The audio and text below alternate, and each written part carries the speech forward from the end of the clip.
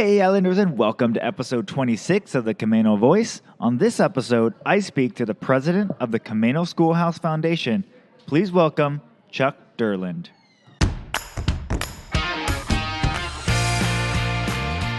Hi, I'm Brandon Erickson, and you're listening to the Camano Voice podcast, where I interview folks around Camano Island and beyond. If you want to stay up to date on events, businesses, and even hear a little history of this area, subscribe to this podcast and share with your friends. Thanks for listening. Hey Islanders, and welcome to another episode of the Camano Voice, where we release a new episode every Tuesday. And Happy New Year, because this is the New Year episode. I hope you guys all had a great 2019. It's weird because I'm recording this in 2019, but that's just the way this works. So anyways, hope you guys all had a great New Year. And so this episode, I get to talk with Chuck Durland, who is the president of the Camano Schoolhouse Foundation. And we get into a lot of history of Camano Island, including an article written from a girl's perspective in 1907. So that was a nice treat. We talk about where Chuck has traveled and all the places he's worked, and how he's ended up here on Camano. And then we get into a few other topics that I'll leave as a surprise. So without further ado, here's my conversation with Chuck Durland. Hey Islanders, and welcome to another episode of the Camano Voice. Today I'm here with Chuck Durland. Welcome to the podcast. Great to be here, Brandon. All right. So before we get started on the podcast and everything else, tell us a little bit about Chuck. Well, I came to Camano Island in 1995, about this time of year. And I had been living in Portland, Oregon, and had taken a sabbatical, but I couldn't find a job in Portland.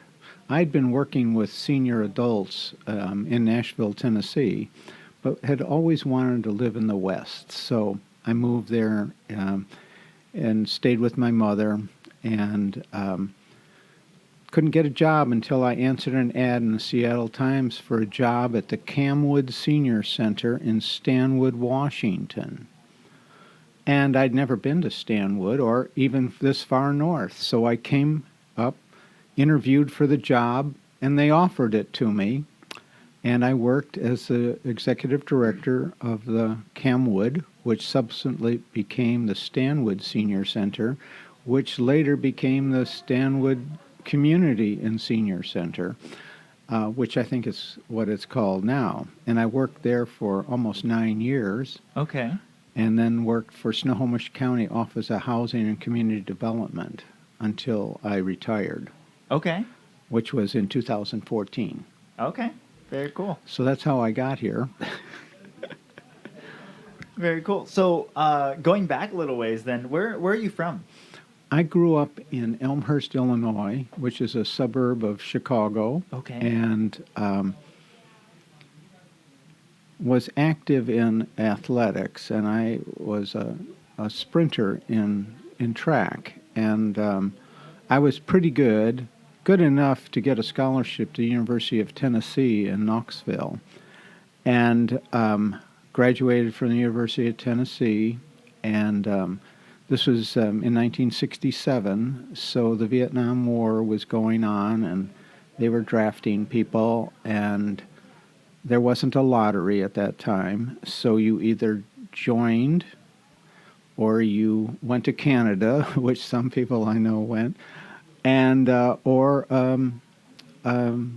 waited to be drafted. And I took the initiative and went to officer training school in Lackland Air Force Base and became a second lieutenant in the Air Force. And Okay. I never went to Vietnam. I just was at a time when they had an overabundance of people in the late 60s, 70s, when they were starting to pare it down. So I served time in Atlantic City, New Jersey, and Dover, Delaware, defending the East Coast. Okay. We had fighter interceptors at this little base in Atlantic City. Then I went back to the University of Tennessee and got a master's degree in public administration. and worked for the Tennessee Commission on Aging in Nashville. And then later was the executive director of Senior Citizens Incorporated in Nashville, which operated about 14 senior centers. Okay. And then later, I managed some senior housing. Okay. So wait, when were you working with the senior center, the one that was overseeing a bunch of senior centers? That was from 1980 to 1988. So Okay. I was there 8 years, and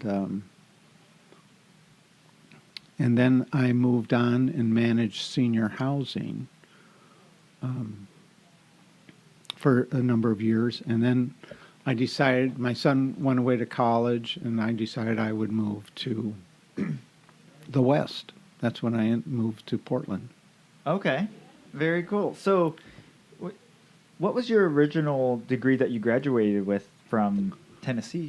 I had a degree in geography. Okay.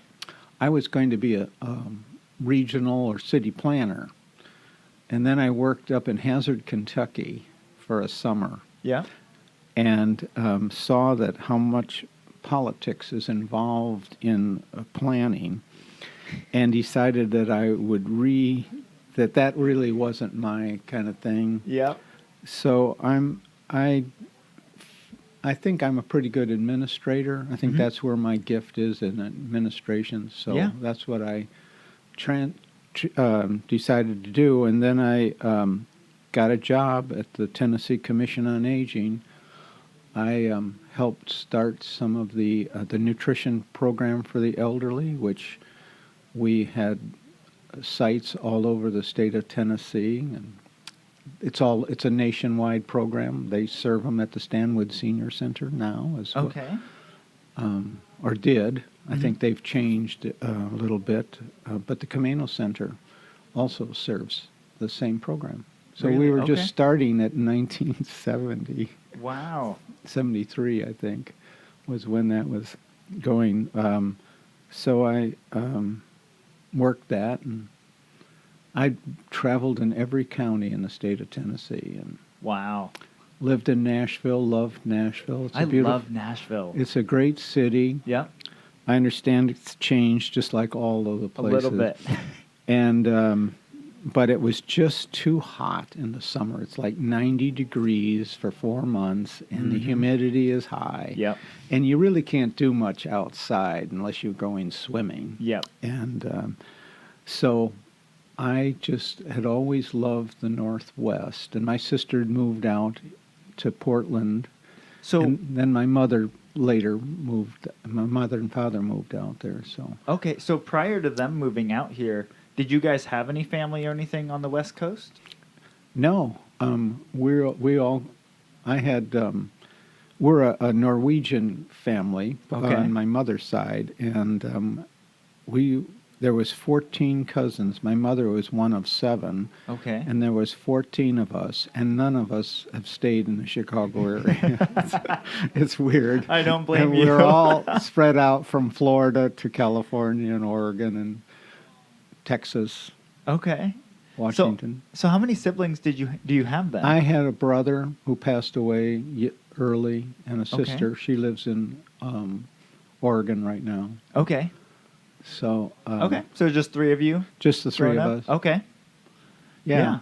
All right. And then, so what was what kind of drew you towards the Northwest then? If you like growing up in the, when we were living in Charleston for a while, and when we were living there, we talked to different people, and many of them, it's weird because when you live on the West Coast, most people don't, if they're saying, well, I've only traveled this far east or whatever, like Colorado or I don't know. There's just different points where they're like, well, I've never really gone farther than like Eastern Washington. And it's not that weird, but it was weird being on the reverse side of that where someone was like, yeah, the farthest like west I've gone is probably like, Illinois, like not even Illinois or Right. like Alabama or something. And it's weird because you're like, you've never seen our side of the world. So I'm just kind of curious, what drew you towards the Northwest before even seeing it really? Well, it's funny. I can remember watching a TV show in the 50s about Oregon, and it just seemed like such a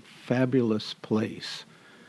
And then my sister moved out there in 1968, and I went to visit her several times. But I was in Nashville during most of those years, Okay. and raising my son and developing my career. And then when I was divorced. He and his mother and I were divorced, and he went away to school in New York City. He went to Columbia. Okay. He's much smarter than I am, and so I decided that I would take a year off. I was just in my early 50s, and had worked all my years, worked my way through college, and took a break. And then I couldn't get a job after I don't know what it was. You know, it's easier to find a job when you've got one than Yep, it is. I've heard that. And I'm a believer of that. Anyway, I answered this ad in the Seattle Times, you know, which is weird. Here I am in Portland, Oregon, picking up the Seattle Times and sending out a resume to this little town of Stanwood, Washington. It was just, you know, a little miracle, I guess, because I really love it here, and I haven't found any place I'd rather be. You know, this is just a fabulous place. I wish I'd grown up here because there's so much. Yeah. But there's not a lot of jobs, Right. as you know, so that's a deterrent to people staying here when they're younger. Yeah. Yeah, we've had some growth in the job sector, but still, for the amount of people that we have, and I think it's why so many people have to commute to Seattle or wherever for work. Right. Well, I commuted to Everett for a while. And let me give a shout out to Island Transit. That is such a great thing. I would park here at the parking lot next door and take the bus to Everett. It'd drop me off at the county courthouse and pick me up in the evening, and it saved me thousands of dollars over the 7 or 8 years that I worked down there. Yeah. So, no, that's great. Island Transit's a great service for our community. It is. Yeah, and it allows a lot of people to move around as they need, and live here and work in Everett. Right. It was also great for the college students that would take the bus to Everett Community College. Yeah. They'd drop them off right in front of the school. It was good to see all those kids going to school. Yeah.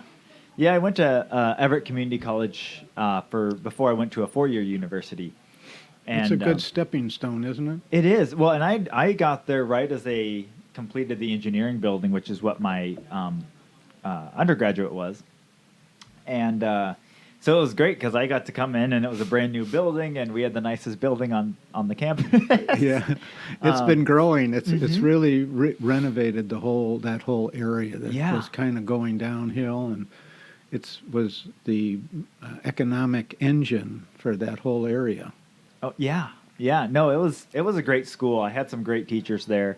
A lot of fun times. Met a lot of neat people there, and no, I really enjoyed my time at EVCC. The only downside to EVCC at the time, and I think it still is because I've talked to other people, is they are sticklers on their parking passes. And like, if you should have taken the bus. Yeah, now I learned the secret of how you get away from those. But I don't know how many times I got dumb parking tickets because it was the first day of class.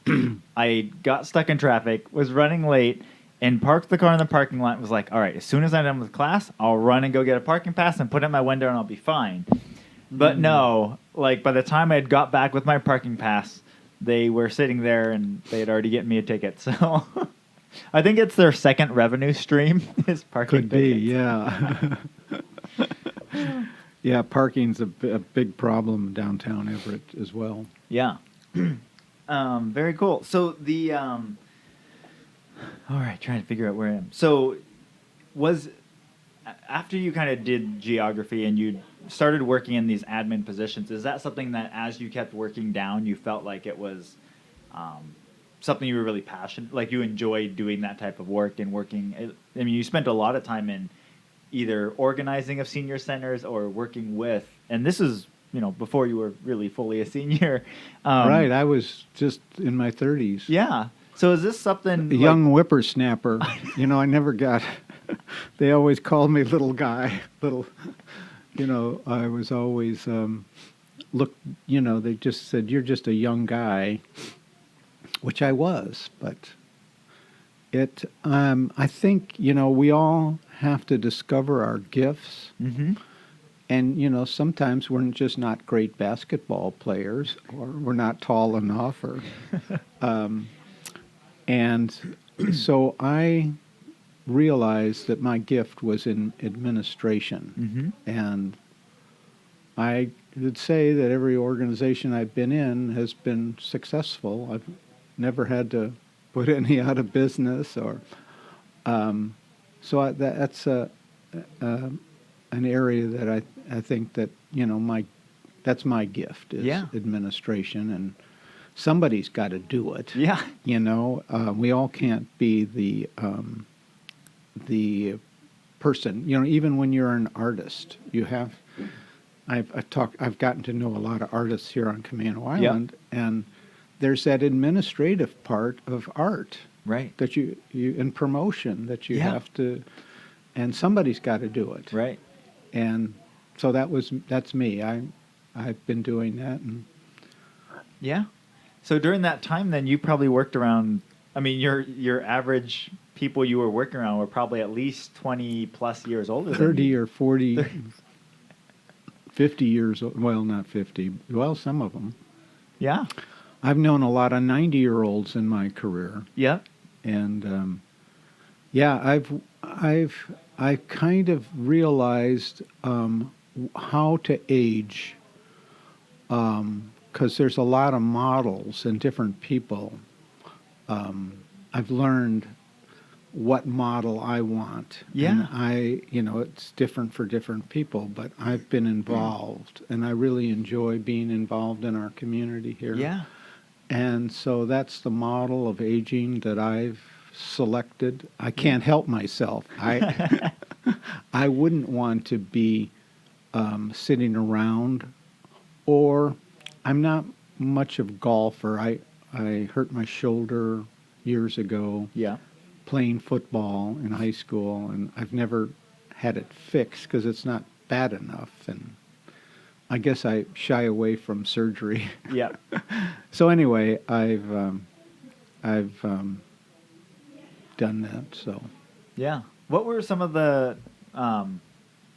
what were maybe either the lessons or the biggest things that you picked up from working around people that were much older than you during that time? I think the lesson is to stay involved. The people that I was with were the healthy elders. Mm-hmm. We had a lady named Kate Jackson in Nashville who was in her 90s. Now, she was 95, and she came to the senior center every day, and she helped serve lunch. And we decided that at 95 we would celebrate her birthday.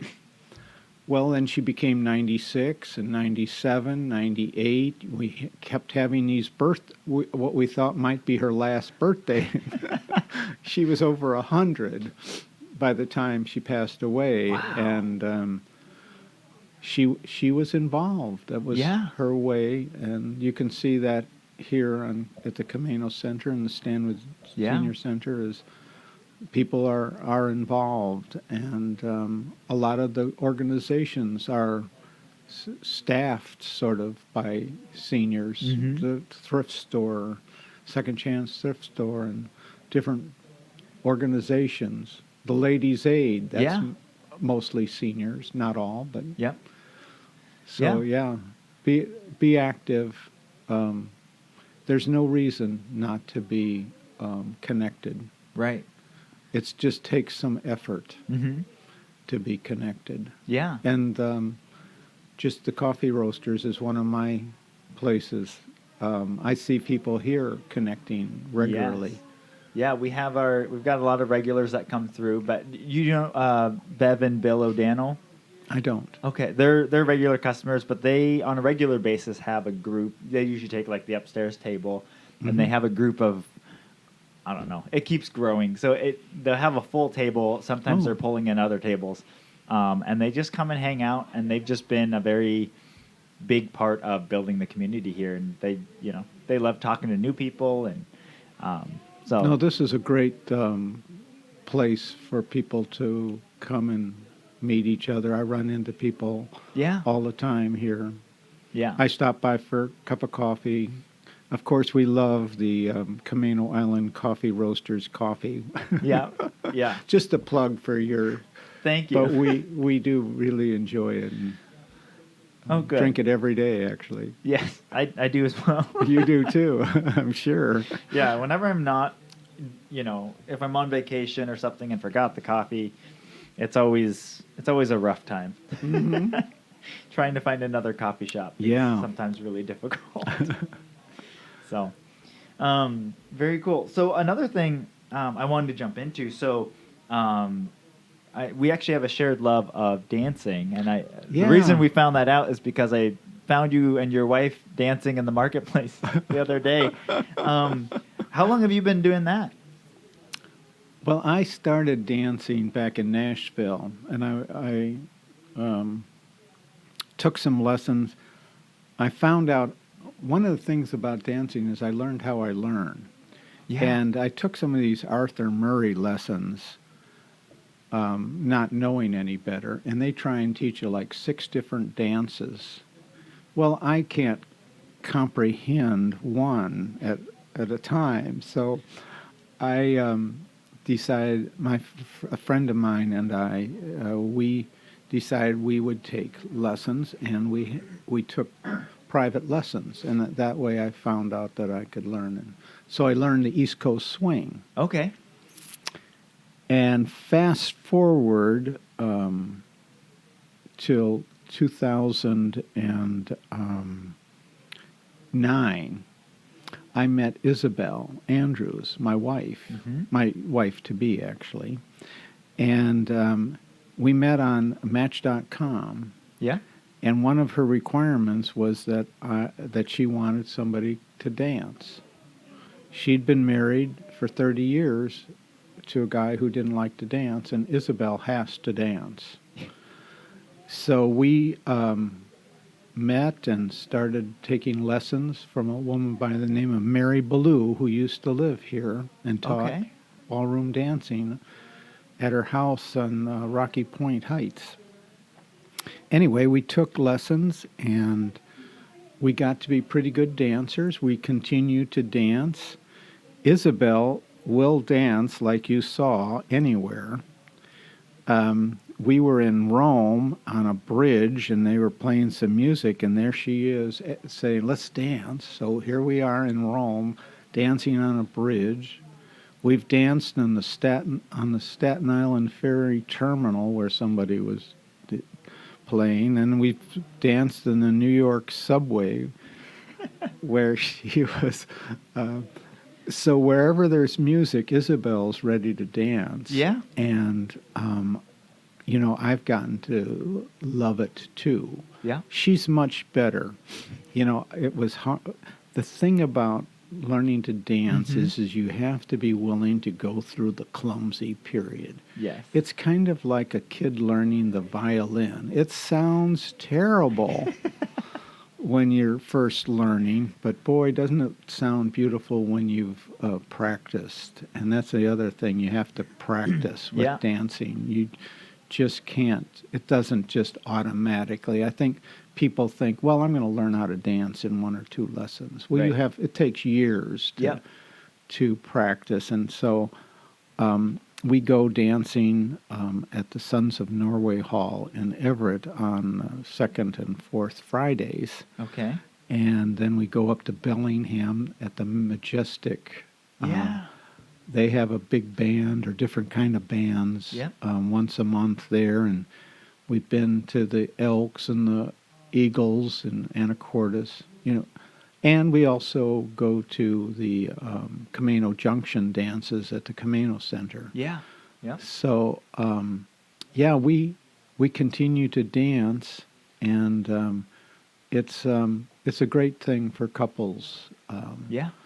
It's it's great to have a shared interest. Yeah. Maybe it's in one of those requirements. You need to have a shared interest, Yeah. but I don't know. Yeah. We certainly do. So it's been a joy dancing. Yeah. Well, that was something, that was something that my wife and I did through our dating and engaged period. And then when we got married, we moved to Pullman, Washington, because I was going to school at Wazoo. And there was a place in Moscow, Idaho, which is right next door. It's the sister town to Pullman. So we would go dancing over there. And then there was a pretty good group that would dance at Wazoo as well. And so we were, stayed involved with it throughout there. With kids and everything, it's more difficult to get out and do that. But Yeah. it was definitely. I mean, I think as a kid, so like 0 to 15, I was terrified of speaking to girls. Of course. And so I can agree with that. So I wouldn't talk to them. I would just kind of like have very short conversation with them. They probably thought I was rude, but I was really just terrified. I know. I'm the shy one too. Yeah.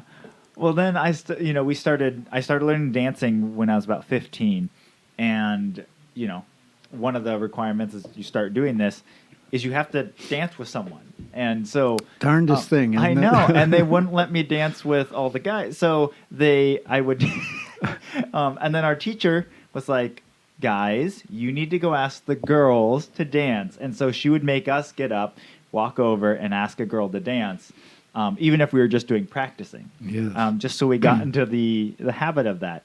And, about 3 to 6 months into doing that, I could talk to girls, and it was no problem. It was great. So, yes, I know that whole thing. In 7th grade, they taught ballroom dancing. And yeah. the boys and girls were on opposite sides of the room. Yep. And boy, Yep. it was difficult to get them together. Yeah. I should get us together. We were. You're like, I guess I was part of that. Yeah, it's dancing's a great thing, and practice, Yes. and get a good teacher. We Yeah. were lucky we had such a good teacher. Yep. Yeah, we had a gal named Kim. She actually still teaches every Thursday at the Cook Road Grange up on your way to Cedar Woolley. Kim Hargrove. Yeah.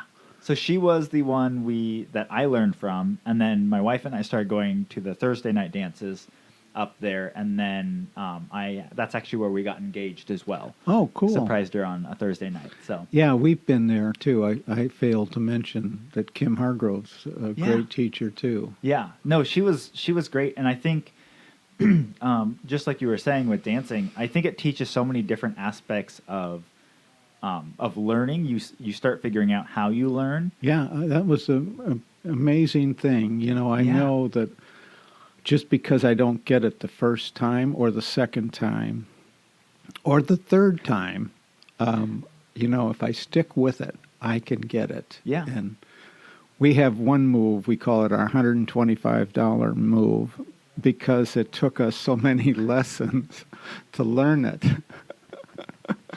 At 25, I guess that's 5 lessons to learn that one move. But yeah, we've been on cruise ships, and had been in dance competition. Isabel and I both were in the finals. Very cool. And in one. And then in another, Isabel was in the finals. So That's awesome. We've done the Dancing with the Stars cruise Yeah. up That's to great. Alaska. Oh, that would be very cool. It's just been a joy. We like Yeah. to go on cruises because we can dance Yep. every night. Yeah. So That's great. Yeah. that's another thing we've discovered. I didn't think I'd like a cruise, but we've discovered we really like doing them. We've Yeah. done quite a few. Yeah. Yeah, it's something I'd like to do again. I did one as a kid that I really enjoyed, but I'd like to do more. So, but yeah, I think the other aspect that dancing teaches too is it teaches a lot of kind of old school or traditional manners and mannerisms between boys and girls that you don't necessarily learn just out in the schoolyard or whatever. Like No. it teaches proper, the man should ask the girl to dance, and then, being a gentleman while you're dancing. Walking your partner back to her seat. And Yeah. And no. and having normal human, just regular conversations with gals that there's you may or may not have any interest in, but it's just a formal, conversation and experience. And I think it was for me, it was something that was really important in that. And then the last aspect that it also teaches is, if you're trying to decide like who's going to run the household. But I think, who's leading this? Yeah, exactly. But I think it was Isabel and I. Sometimes Isabel wants to do the leading, and I said, Isabel, there can only be one leader. Although we have seen people who are such good dancers that they switch the lead during the dance. Wow. Which is, I'm probably at my maximum right now, just learning how to lead, let alone follow. Yeah. That's a whole another thing. Yeah. Yeah. Although it would be good. It's just... Well, it teaches you different aspects, because I've kind of built off of the way Kim teaches. I think she just does such a great job in breaking things down. Mm-hmm. And a lot of times I'd be teaching new people how to dance, because once we got into dancing, we were trying to get everyone to do it. We are the same way. Yeah, so I would have to teach a lot of people like how to dance, and a lot of times if you're teaching, you're teaching the girls, the follower and the lead. So I kind of ended up learning both the lead and the follow a little bit. Yeah, I'm still more comfortable with leading, but when you have to walk through a follow, you start realizing like, oh, it's a lot easier if I do this, then they know I'm going to try and do a spin or whatever it is. Right. So it was improves helpful. your leads. Yeah, it does. You understand that they need a little help. Yes. To understand what we want them to do. Right. Yeah. Yeah. So it's fun. It's definitely been a thing we've enjoyed, and I think the kids are starting to get to the age where, and we've started still working on getting a repertoire of babysitters that can watch the kids. So. Mary Ballou, I had encouraged her to get into teaching because she was such a good follow. Mm-hmm. And so she taught at the Stanwood Senior Center, and then she opened her own studio. And she still she's moved to Bellingham, and we keep in touch with her. Okay. But I keep encouraging her to continue teaching, because I think she's really good with beginners. Yeah. And, some teachers are good on a higher level. Right. But they're not really good at getting you the basics. Yeah. And the basics, it's hard to get them down at first, because there's so much to learn. Right. Like, I don't have a good musicality myself. So I had to learn how to stay on the beat. Mm-hmm. And Isabel, of course, helps me. Yeah. Chuck, you're not on the beat. Or yeah. Yep. So no, it's you need a good teacher. Yeah, for sure.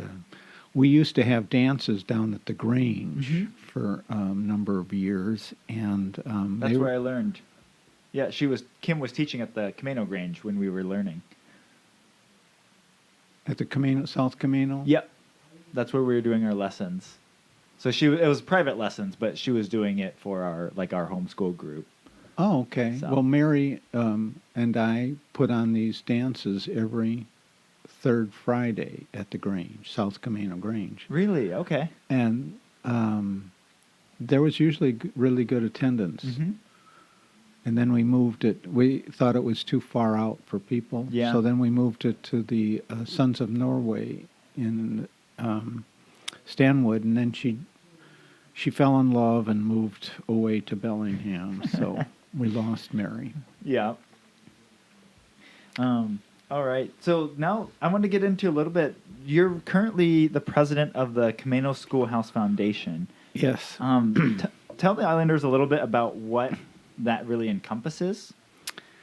Well, let me say that I was going on the art studio tour back in 2012, and Candy Martin Baker was exhibiting there, and talked to her, and I was trying to start my own grant writing business because I'd learned how to write grants as a director of nonprofits. So. Yeah.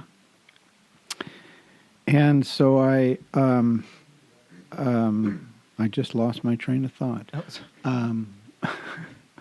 So you were on the studio art tour. And so I applied to Jim Turk, who was the president at the time, and thinking I might get a job out of it, but it ended up I became a volunteer.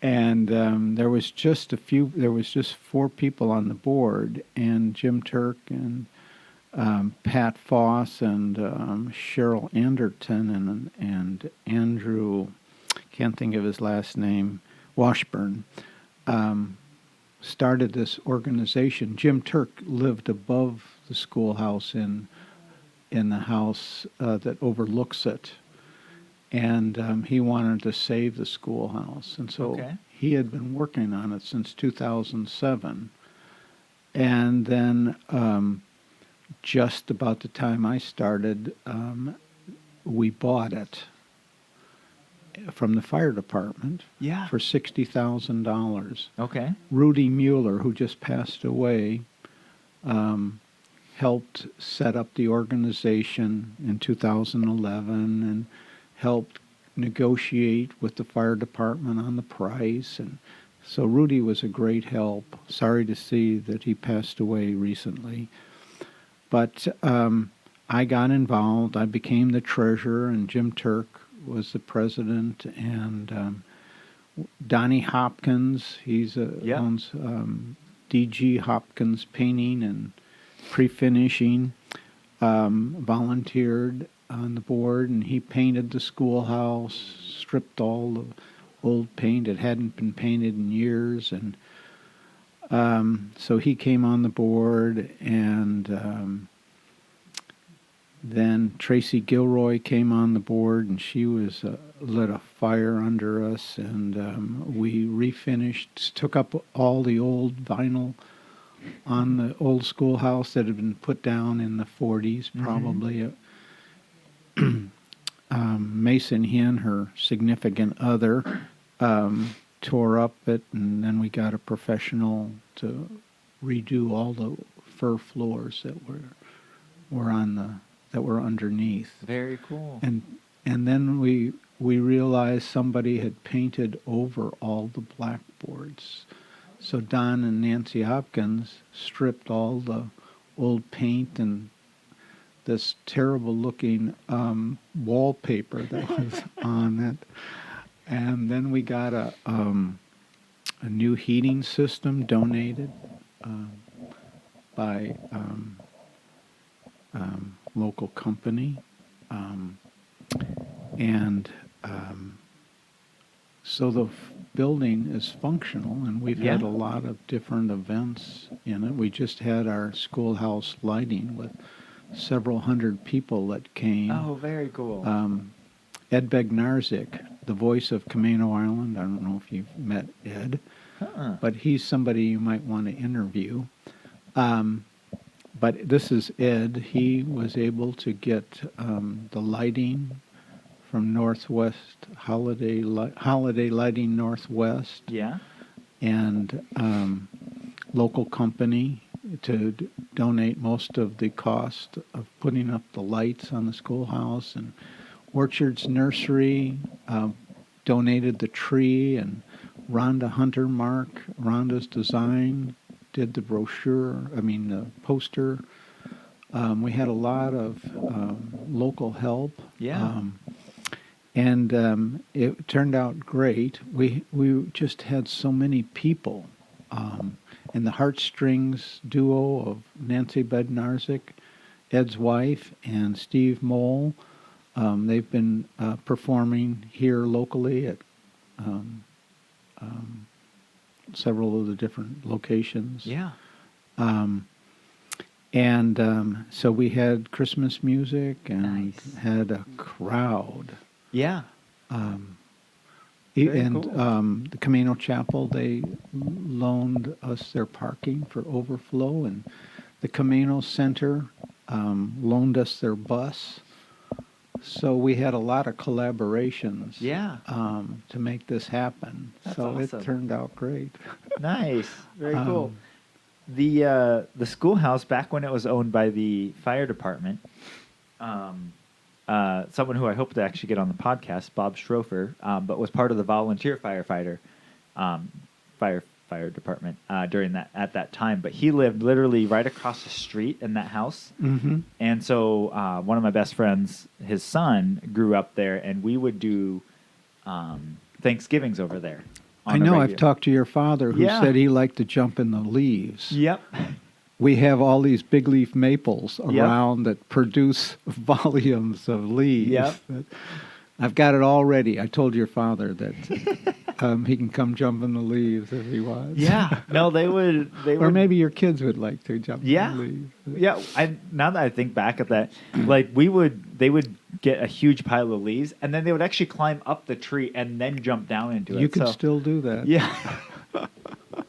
So yeah. No, it's the schoolhouse was built in 1906, and Maud Hayden was the first school teacher. She came from all the way from Iowa. She'd just gotten her degree, and evidently she knew her brother was working in the logging, and so he invited her. So she took the train to Seattle and then took a boat to Camano City, which was the only way to get there at the time, Yeah. because there weren't any roads.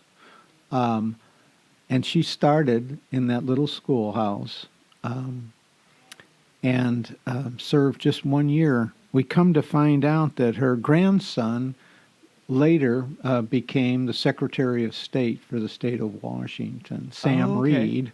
Okay. And so we've gotten to know Sam and his sister because of Maud Hayden, and we've got some really great photographs of her and the kids. And Yeah. we even had a play a few years ago at our Historic Sites tour Yeah. where Tracy Gilroy produced this play called A Phony History of Camano, which meant it was about telephones, hence phony. Yeah. It was a double entendre. Is that what that? Anyway, it's been fun learning about Camano history Yeah. and how this area is so different now Yeah. than it was. Camano City was actually a booming little town. Right. Can I read you a little bit from this a 1907 newspaper? Yeah. That I just, it's a little girl, and she had written an article for the Camano Enterprise, November 28th, 1907, and she said, Camano Island is between Whidbey and the mainland. It is 20 miles long and about 6 miles wide. Camano, the most important town on the island, is situated on a high bluff. The best way to reach it is by boat from Seattle or Everett. The steamers Camano and Fairhaven make a round trip every day. This town has a wharf for large steamers and is midway between Seattle and Bellingham. From every house, the snow-covered mountains and the beautiful waters can be seen. A park has been laid out which overlooks the bay. A sawmill, shingle mill, and planing mill are located here, and a large number of men are employed. Many men are also employed in camps nearby. Camano is about 18 miles from Everett and has a beautiful view of Saratoga Passage, one of the finest, beautiful waterways on Puget Sound. Fish of all kinds are found in its waters.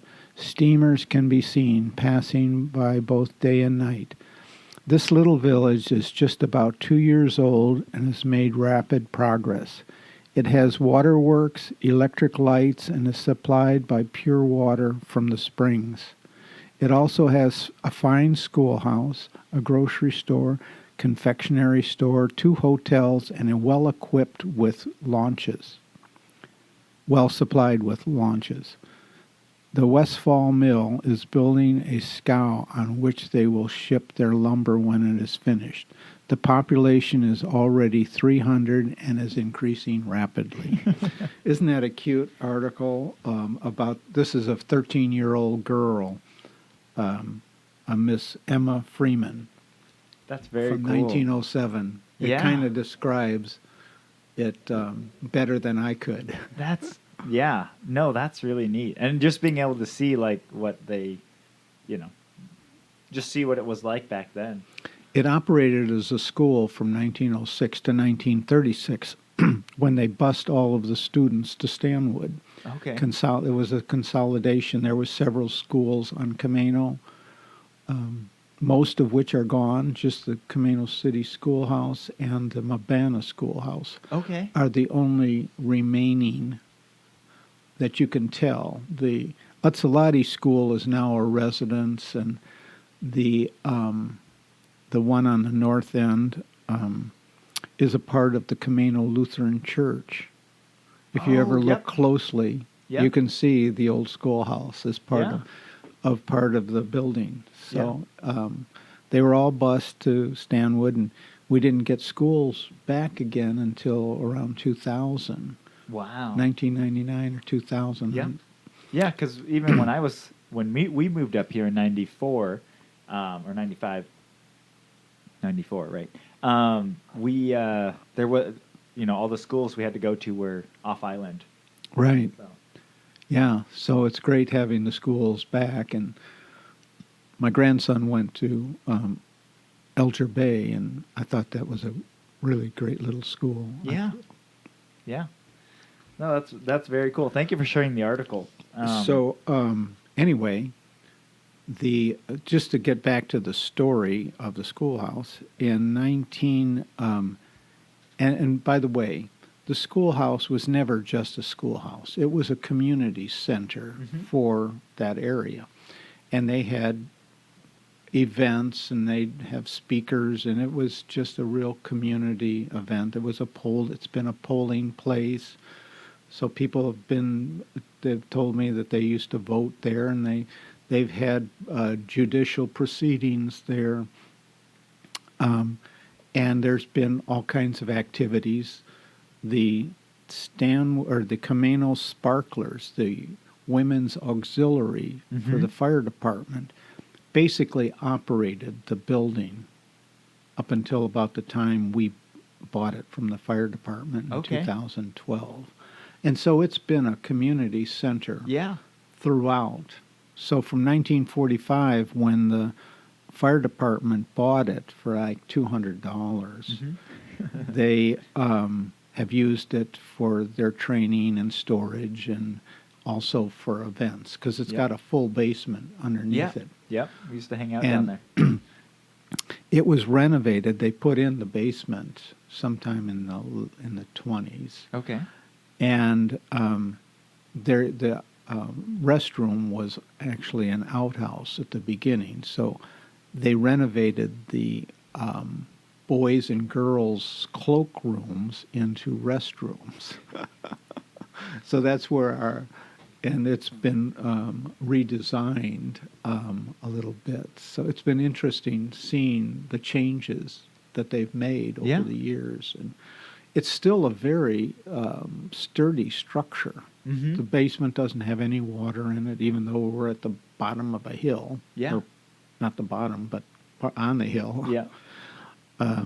So it's been used throughout its history as a community center. And And that's what Jim Turk's dream was, is that it would be a community center, educational center. And Danny Kaufman, our local artist, gave us the tagline that the old school is a new school. And that's one of the things we are promoting is education. And we have had a number of educational classes throughout the year. In fact, this year we've had more classes than we've ever had. Yeah. It just keeps growing every year. And we've collaborated with the Camano Preparedness Group, and they've had some of their training there, and we are storing some of their emergency supplies in our basement because they had a trailer, and I guess it leaked. And so this has been a great collaboration where we are working with another organization, and hopefully we can do that with other groups, is collaborate, because we've got these buildings. So the schoolhouse is not quite finished, but we've got some projects that I can talk about later. But I did want to tell you, it's just been a year ago when you might call it a miracle, or at least a serendipity event happened. We were preparing for our holiday lighting and heartstrings concert last November 27th, actually. Okay.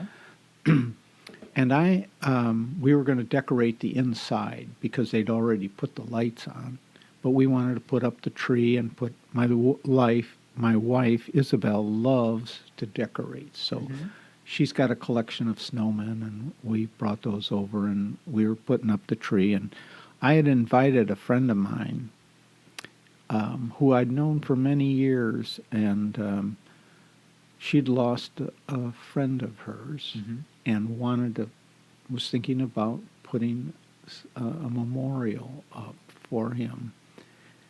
And she was there. And we looked out the window as we were decorating, and there was Ian Gleagle, who's a local photographer. And he was taking photographs, and we were curious as to why he was taking photographs. So we went out and said,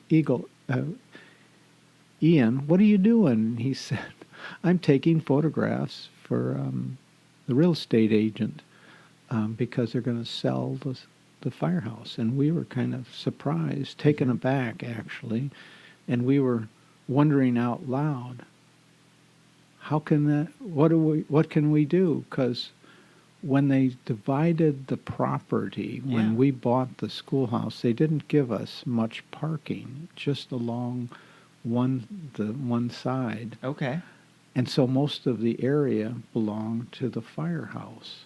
Oh, okay. And so we were perplexed on what to do. And then this person who wants to remain anonymous said, I'll loan you the down payment.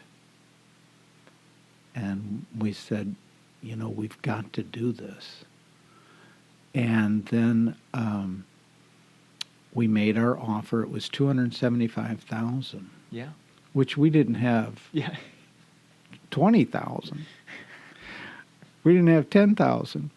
So we were met with this person again, and to talk about our strategy for it, and because we wanted to buy it. I mean, we needed it. Yeah. So we met at the local restaurant here, and before we could say anything, she offered to loan us the whole $275,000.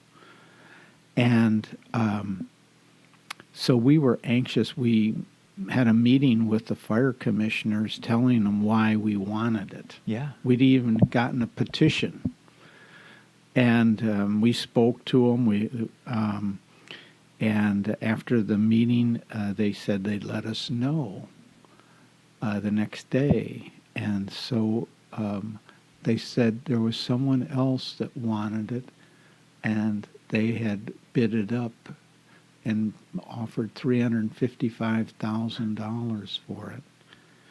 And we didn't know where we were going to get 275 with, and so our special person said she'd loan us the whole amount. Wow. And so she'd already given us the down payment Yeah. as a donation. And so they accepted our offer. And it was kind of funny. We had our board meeting. We had to give them an answer. And 5 minutes before the deadline, we came to an agreement. Because here we were, Yeah. putting ourselves in debt. Yeah. $335,000. And so we bought it. And, now we've had it painted. Don Hopkins painted it for us. Yeah. And so we're, right now, Jack Gunter has his exhibit, Secrets of the Mount Vernon Culture, in the building. Oh, okay. He's going to have it on Friday nights from 5 to 8, his exhibit. Very Which, cool. if you've ever seen it, it's interesting because Jack's got such a fanciful art. He's an amazing guy. How he does it all, I don't know. But he's going to be having his exhibit until March. Okay. So I think that kind of brings us up to date on the schoolhouse, other than we do have some major things that we're working on, one of which is to make the schoolhouse ADA accessible. Okay. And replace the old ramp that we've got and make it, we want to put in a parking area, ADA handicap parking area right there. And we want to make it accessible ADA all the way around it. So we'll have a 4-foot wide path around it so that people can access the basement as well. Yeah. And we also want to put the stairs back the way they were originally, which is out straight rather than along the side. Okay. We want to put the old bell back. Yep. Bell tower back. We did get the bell from the Camano Chapel, which had it for 60 years. Wow. And they called us up one day and said, "Would you like your bell back?" Because they'd moved it around from closet to closet until it probably was a nuisance. So they had been using it once a year. And so they gave it back to us. And so it's in the schoolhouse now. It's on a nice little dolly. Yeah. And so that's a goal. Yeah. We're also working on developing a landscaping and parking plan, because parking for our events is the most important thing. And so we have a landscape architect, local. Nice. Scott Langford is helping us design the parking and landscaping. We want to naturalize it. Okay. And get rid of the Scotch broom and the blackberry bushes, which had overtaken the whole area, which are, of course, those are noxious weeds. Yes. And so we want to replace it with local native plants and have a native plant garden. So we've been working on that. Very cool. We've got the plan done. Now we just have to raise the money to do it, which is going to be quite a lot of money. So, so we're working on grants, and we've gotten some grants from the Tulalip tribe and the Stillaguamish tribe. Very cool. The Stanwood Camano Area Foundation, we've gotten a grant from them. So I've used my grant writing to help out Yeah. But we've gotten a lot of donations from the community. It's Yeah. been great that they've supported us the last 7 years. Yeah. Well, it's very cool too. You guys are working and restoring those things because they're important. The history of Camano and yeah. No, that's great. Now, we have a lot of people interested in history, and Yeah. Stanwood Area Historical Society is very active as well. Yeah. And Island County Museum. They were the one that helped us get our incorporation, and they were our financial advisor. Okay.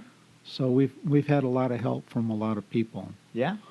and it's kept me out of trouble. Well, there you go. All right. Well, Have we covered? we hit. Yeah, I think we did. Before I end the podcast, I always like to end with some rapid fire questions. So the first one is: do you have a lesser known or favorite location on Camano Island that you like to hang out? Well, this is not trying to get favoritism or anything, but I've always enjoyed coming here to the Camano Island Roasters. I call it the Camano Island Roasters. I know it's the Commons and the Marketplace, but it's just a great place. The coffee, my wife and I love the coffee. She's a real coffee aficionado, and we drink the coffee every day. But I like to come in and stop. I've gotten to know the people here and get to know. It's just a great community spot. But some of the other places that I love is the English Boom on the north end. Yeah. I don't know, there's some serenity about the place. It's just a quiet place. I love Cama Beach. I've always been enthralled since I came and saw it back in 1995 when they just started, or were just starting to save it. Yeah. And it's just a great place to visit. I love walking along the bluff at the Camano Island State Park. There's a bluff trail. Yeah. Yeah. That in the late afternoon, the sun's rippling through the trees. It's just a great walk. I guess those are my favorite places on Camano. Also, I live in the country club, and walking on the beach there. Yeah. It's the clubhouse has, to me, the best location on the island as far as views of Mount Baker, and it's a great place too. And they're starting to do a lot of things there as well. So. Yeah. Yeah. All right. Pretend you have a friend coming from out of town. What would the first day look like here? Well, my son, I mentioned that I have a son that lives in New York City with his wife, and they were just here in September. Okay. They don't like to come in the winter when it's so cloudy and rainy, so they try and come early. Anyway, I took them to English Boom, and I took them here, and I like to drive along Utsalati Road by the Ladies' Aid. Yeah. That's one of my favorite streets. Yes. And taking them to the Cama Beach and Camano Island State Park. Then we drove down to Thai Grocery. Yeah. And had a great sandwich there. Nice. And sometimes Jack Gunter is sitting out there having coffee.